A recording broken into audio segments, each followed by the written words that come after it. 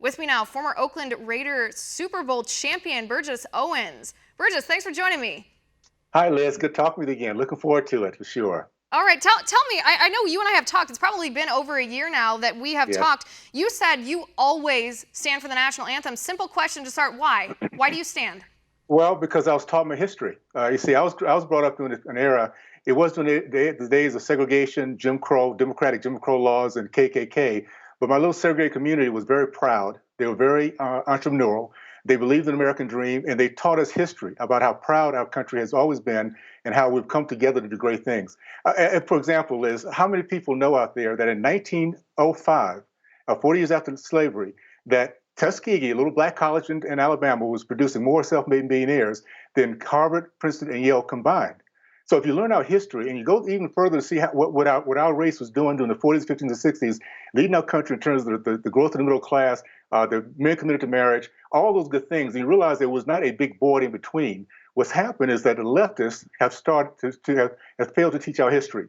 So these young people get up, go through college, and get their great opportunities to live the American dream, and are clueless about America because they've been taught by Marxists, socialists, and atheists that this is a very, very bad place to be, and they haven't yet understood how to think through the truth. So we're going to make sure they get the truth, and once they do, we'll never, as a race, go back. Right. So, what would you say to these guys, though, the ones that still, even after we've had this conversation for 2 years, even after President Trump has said, listen, if you believe that there are injustices in our criminal justice system, that someone has been sentenced or convicted and sentenced unjustly, give me the name of that person. I will look into it. I will consider a pardon. I will consider commuting that sentence. What do you say to these guys that are still, even after that, still kneeling and turning their back on our flag?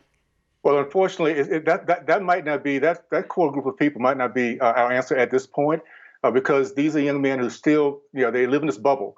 Our answer is going to be the 30% of Black Americans that feel the way I do. We love our country, love our race, and want to make a difference. We're conservative at our hearts, but yet we've been voting Democrats up to this point. That's changing. 50% of Black Americans who were for candidate Trump, now 36% for President Trump.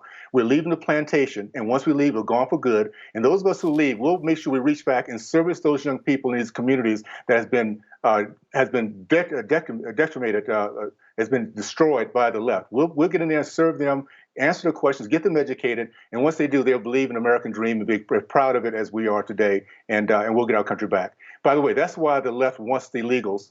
They're losing Black Americans, and they need to replace us as quick as they can. So they do that with other people who don't know our history, do not love our country, and they can propagandize to turn into anti-Americans.